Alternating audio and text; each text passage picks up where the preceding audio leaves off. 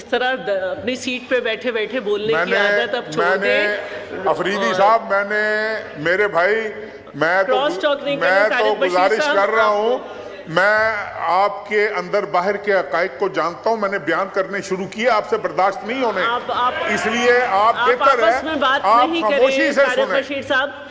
नहीं, आप बेहतर है आप खामोशी से सुने। बात करें, मैं तो आप चेयर से बात करें और आप प्लीज बैठे बैठे नहीं बोले। मैं तो पहले ही बस करें, अब आप बस करें। अभी उन्होंने बात शुरू नहीं की और आपको परेशानी हो गई। इस तरह आप अपनी जगह से बैठे बैठे हाउस को डिस्टर्ब नहीं किया करें। इस आदत को अब आप छोड़ दें, रूल्स ऑफ प्रोसीजर को पढ़ना शुरू करें। नहीं, आप चुप हो जाए, खामोश होकर बैठे। जी अभी देखें, मैं अभी गुजारिश कर रहा था जी, आप उनको मैं कोशिश करूंगा कि मैं कोई तल्ख बात न करूं, लेकिन अभी मैंने बात शुरू नहीं की। अब वो चोर की दाढ़ी में तिनके की मिसाल आपने सुनी, ये चोर की दाढ़ी में शतीर है, तिनका नहीं है, ये पूरा शतीर है। इनको पता है कि जब अगर इस तरह की गुफ्तगू शुरू, मेरे भाई मैं अभी भी कोशिश करूंगा कि आपको मैं कोई डायरेक्ट तकलीफ ना पहुंचाऊं, इसलिए आप प्लीज जी आप अपनी स्पीच को फोकस करें। इसलिए हम गंदम नहीं खरीद रहे ताकि गंदम का रेट नीचे आएगा तो आटा सस्ता होगा। शायद यार प्लीज जरा खुदा के लिए यार, कहते हो तो मैं बैठ जाता हूँ। आप सारी सही बातें नोट करके अपनी स्पीच में करिएगा। आप बैठे बैठे डिस्टर्ब करेंगे, मैं उनका टाइम बढ़ाती रहूंगी। आपको जो बात सही और गलत लग रही है अपनी स्पीच में करिएगा प्लीज। ब्रिगेडियर साहब चुप करो, मैं ताड़े ते भी आ रहे हैं, चुप करो जरा 2 मिनट खलो जाओ, मैं आ रहा ताड़े ते भी। नहीं शाबाश ना मैंने दो, मैं पता मैं शाबाश कितों लैनी है मेहरबानी। तो मैं टाइम उसको देखना, जब ये डिस्टर्ब करेंगे फिर मैं इनको छेड़ूंगा, क्योंकि ये इनको इन सब को जो पुराने लोग हैं ना, मैं जनाब स्पीकर इतना जानता हूँ कि इनकी सोच हो। आप कंटिन्यू करें। ये डिस्टर्ब करेंगे तो आपको फायदा होगा, आपका टाइम बढ़ेगा। आप रिप्लाई ना करें। इसको बड़ी तकलीफ है भावलपुर यूनिवर्सिटी के, वो भी दूर करता हूँ, अभी दूर करता हूँ, अभी तुम्हारी तकलीफ अभी दूर करता हूँ, तुम्हारी तकलीफ नहीं, प्लीज आप इस तरह डिस्टर्ब करेंगे, मैं उनको टाइम देती रहूंगी। आप अगर डिस्टर्ब करेंगे मैं उन्हें टाइम देती रहूंगी। आप क्रॉस टॉक ना करें, सीनियर पार्लियामेंटेरियन है, क्रॉस टॉक नहीं करें। आप बैठ जाए, मुझे ही एड्रेस कर रहे हैं, लेकिन उसमें आप बीच में नहीं बोले ना, बुरी बात है। आप बैठ जाए प्लीज, आप बैठ जाए जनाब स्पीकर, बैठ जाए, स्प्रिंग नहीं फील करें। जनाब स्पीकर, यहाँ पर बहुत सारी बातें हुई, करप्शन की बातें हुई, उसके अलावा ये भी बात हुई कि जी फलां जगह पे, इस जगह पे इतने अरब का नुकसान हुआ, उस आदमी ने इतने अरब कमा लिए, इस जगह पे ये हुआ। लेकिन थोड़ा सा अगर अपने हम गिरेबान में झांके थोड़ा सा, तो मेरे ख्याल में पंजाब के लूले लंगड़े बहरे गूंगे को पूछ लेंगे ना, तो वो आज भी उस्मान बुज़दार को नहीं भूला। अगर आप केपीके के लंगड़े लूले गूंगे बहरे को पूछ लेंगे तो वो आज भी महमूद खान को नहीं भूला। ये किसकी चॉइसेस थी? ये किसकी चॉइसेस थी? किसने उनको पंजाब पर मुसल्लत किया? किसने महमूद खान जैसे आदमी को केपीके पर मुसल्लत किया? ये वही आदमी है जो आज अडियाला में बैठा होगा और बड़ा इनोसेंट है। He is very innocent of the highest grade.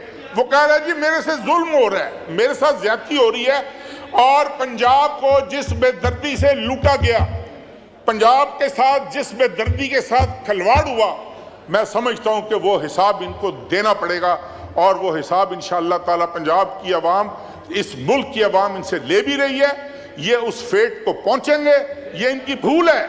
अभी आतिफ खान साहब मेरे लिए इंतहाई काबिल एहतराम है, वो अभी यहाँ पर तकरीर बड़ी अच्छी बातें की उन्होंने, मैं समझता हूँ, लेकिन उन्होंने चंद बातें ऐसी की कि जिसका जवाब देना मैं ज़रूरी समझता हूँ कि बड़ी अच्छी बात है कि रिकन्सिलिएशन होनी चाहिए। रिकन्सिलिएशन के बगैर इस मुल्क ने आगे नहीं बढ़ना जनाब स्पीकर। लेकिन रिकन्सिलिएशन किसने करनी है? रिकन्सिलिएशन जिन्होंने करनी है वो कह रहा है मैं सियासतदानों से बात नहीं करूंगा, मेरे साथ बात करनी है तो आर्मी चीफ करे, मेरे साथ बात करनी है तो आर्मी के सीनियर ऑफिसर्स करें। अब मुझे नहीं समझ लग रही, मुझे एक वाकया याद आ गया, अगर आप इजाजत दें। ये चूंकि बजट पे कोरम पूरा करवाया करते थे जनरल फैज साहब, वो बजट पे कोरम पूरा होता था तो एक बजट पे इधर असद कैसर साहब नहीं बैठे हुए, आमिर डोगर साहब बैठे हुए थे, ये इस बात की गवाही देंगे। एक खाना रखा गया प्राइम मिनिस्टर हाउस में कि सुबह बजट की अप्रूवल होनी है और आज मैंने इसको, Noor Alam you were there I suppose, please उनसे नहीं बात करें। नहीं वो मैं इसलिए मैं गवाही ढूंढ रहा हूं। असद कैसर साहब मेरे घर पे तशरीफ लाए, हमने इनकार किया कि हमने इस खाने में शामिल नहीं होना, and there were legitimate reasons for that. Pervez Khattak साहब मेरे पास तशरीफ लाए, मैं लाइटर नोट पे इन दोस्तों से बात कर रहा हूं और कंक्लूजन की तरफ भी जरा चले। परवेज खटक साहब मेरे पास तशरीफ लाए, कहने लगे कि यार वो कह रहे हैं काफ लीग वालों को इनवाइट कर लो तो इनका बस खाना पूरी कर लो, लेके इनको जनरल फैज आ जाएगा रात को खाने पे। मैंने कहा यार जनरल फैज से को आज हमको ले ही जाए खाने पे, तो हम चले जाएंगे खाने पे अगर वो हमें ले गया। हर जगह पे ये इमरान खान साहब is on record saying this कि जी कोरम जो है वो कौन पूरा किया करता था इस हाउस का कोरम, स्पीकर के कमरे में कौन आकर बैठता होता था इजलास के दिनों में, not a senior ranking officer, they all know it. अगर ये मजीद तफसीलात चाहते हैं तो मजीद तफसीलात भी मैं इनको देने को तैयार हूं। बात यह है कि इस मुल्क में हम बड़ा क्रिटिसाइज करते हैं, शहीदों में उंगली कटवा कर शहीदों में नाम लिखवाने की कोशिश करते हैं कि आज जी हमने सबक सीख लिया है, 10% गलती हमारी है। मैंने का इलेक्शन लड़ रहा था 2018 में, मैं हल्फन बता रहा हूं जनाब स्पीकर आपको कि मेरे एमपीएस को उठा कर पीटीआई की जीपों में फेंका गया था। किसने फेंका था? मैं उन ऑफिसर्स के नाम ले सकता हूं, मैं I can name those officers. ये आज कह रहे हैं कि हमारी 10% गलती थी, इनकी 100% गलती थी। ये 100% उन बैसाखियों पर इक्तदार में आए थे और ये वजह थी कि 3.5 साल डिलीवर करने की बजाय एक हेल्थ कार्ड के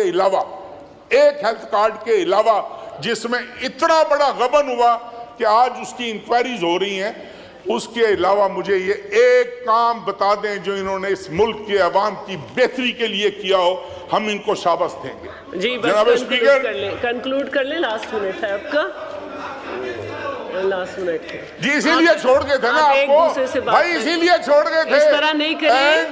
और जनाब स्पीकर आप प्लीज तशरीफ रखें। आप मुझसे मुसलसल टाइम मांग रहे हैं कि आपको ड्रोन हमले पे करना है, लेकिन आप खुद ड्रोन हमले कर रहे हैं असेंबली में। तशरीफ रखें जनाब स्पीकर। एक और मैं इस फाजिल दोस्त बस आप ये लास्ट है आपका जी आपका टाइम ये खुद बढ़ा रहे हैं जी। इस फाजिल दोस्त की खिदमत में अर्ज कर दूं कि I was the only minister who resign, और मैंने रिजाइन करके इनको छोड़ा था। और मैं ये बताना चाहता हूं, ये अली मोहम्मद खान मेरा भाई आ गया है, मुझे विश्वास है इस पर कि ये झूठ नहीं बोलता, मैं कहता हूं कि ये झूठ नहीं बोलता। इससे पूछो कि हर कैबिनेट मीटिंग में मैंने आवाज उठाई है कि नहीं उठाई। इसको को इधर अपने ये बाइक पे खड़ा होकर इस बात की गवाही दे दे कि हर कैबिनेट मीटिंग में I used to raise my voice and ये तो बेचारे किसी ना 3 में ना 13 में वो जो बोल रहा है, ये तो बेचारा सारा दिन फाइलें उठा के फिर रहा होता था दफ्तरों में। Anyway, let me come back to the I will only take 2 minutes for the, अब आप कंक्लूड कर ले जी। I will only take 2 minutes for the presidential speech. नहीं, 1 मिनट जी। मैं समझता हूं कि प्रेसिडेंट साहब ने, चाहे वो हेल्थ सेक्टर हो, चाहे वो एजुकेशन सेक्टर हो, जनाब स्पीकर थैंक यू जनाब स्पीकर, मैं ये कहूँगा, मुझे नहीं पता, ये पीपल्स पार्टी वाले अपने आप को खुद डिफेंड करेंगे।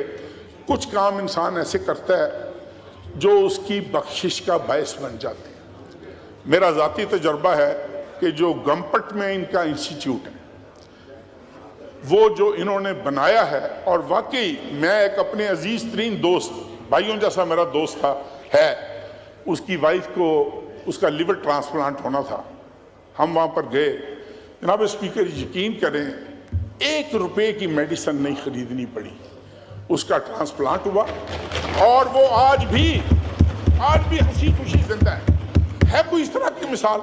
मैं नहीं कहता कि ये सारे काम पीपल्स पार्टी ने अच्छे किए होंगे, इंतहाई गलत काम किए होंगे, इंतहाई बुरे काम किए होंगे, लेकिन कोई ना कोई काम जो है वो इस तरह का जरूर अल्लाह की ज़ात ले लेती है, जिससे अल्लाह की ज़ात को बहाना मिले कि मैं इसकी बख्शिश कर सकूं, मैं इन लोगों को माफ़ कर सकूं, इन लोगों की मग़फ़िरत कर सकूं, तो मैं समझता हूं कि हेल्थ सेक्टर हो, एजुकेशन सेक्टर हो, इन दोनों सेक्टर्स में कोशिश करनी चाहिए। प्रेसिडेंट साहब की बड़ी अच्छी तजवीज़ है कि इस मुल्क में हेल्थ और एजुकेशन को बेहतर फैसिलिटेट करने के लिए ये करना चाहिए। और आखिर में जनाब स्पीकर दोबारा मैं गुजारिश करूँगा कि पंजाब गवर्नमेंट जो है वो मत करे ये इस तरह की फास्ट किस्म की गलतियां और गंदम की प्रोक्योरमेंट शुरू करे।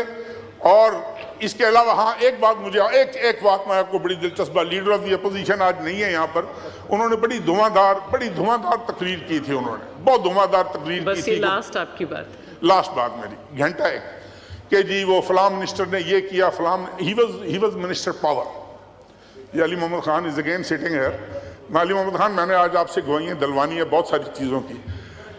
Give me one good reason क्यों पावर मिनिस्ट्री उससे वापस ली गई थी और क्यों हमाद अजहर को दी गई थी, क्यों दी गई थी हमाद अजहर को उससे वापस लेकर पावर मिनिस्ट्री। और ये मेरा भाई गौर खान आ गया है, मैं इनकी बहुत इज्जत करता हूँ, यकीन जानिए, he is a thorough gentleman, और मेरे ये वकील भी रहे हैं। मैं इनकी दिल की गहराइयों से, मैं आपसे एक गुजारिश करना चाह रहा हूँ गौर खान, मुझसे जब भी नहीं सर मैं कर सकता हूँ, भाई है वो नहीं माइंड करेगा। फॉर्म 47 और फॉर्म 45 ये बहुत बाज गश्त है इस ईवान में, बहुत बाज गश्त है इस ईवान में। और अक्सर कहा जाता है कि अल्लाह ताला के ये नाम लिखे हुए हैं, इन नामों की कसम उठाकर बताओ कि आप सही जीत कर आए हो कि गलत जीत कर आए हो। मुझे नहीं पता कौन कौन गलत जीत कर आया है, कौन कौन सही जीत कर आया है, लेकिन और बहुत सारे नाम ऐसे भी हैं जो उधर बैठे हुए हैं जिनको जतवाया गया है, मैं वो भी ले सकता हूँ नाम।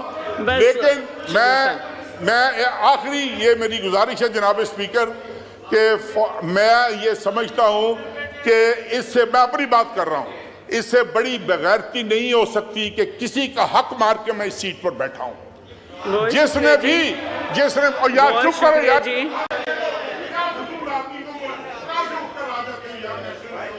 बस बहुत शुक्रिया तारिक बशीर चीमा साहब, बहुत मेहरबानी, तशरीफ़ रखें। थोड़ा सा अली मोहम्मद साहब मुझे एक मौका दे दें, एक मौका तो तशरीफ़ रखें।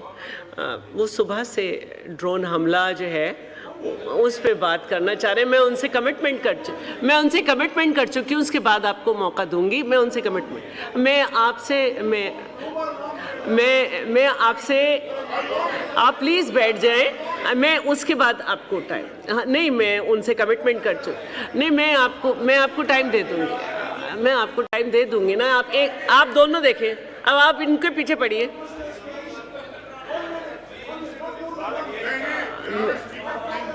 नहीं, मैं टाइम देने को तैयार हूँ, मेरी भी तो अपनी कमिटमेंट है ना कि मैंने उनको कमिटमेंट की है।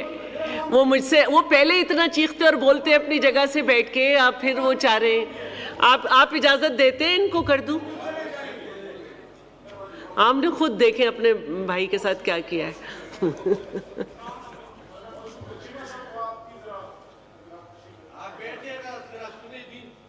आप नहीं बोले ना हर एक के दरमियान, प्लीज। क्या मसला है आपके साथ?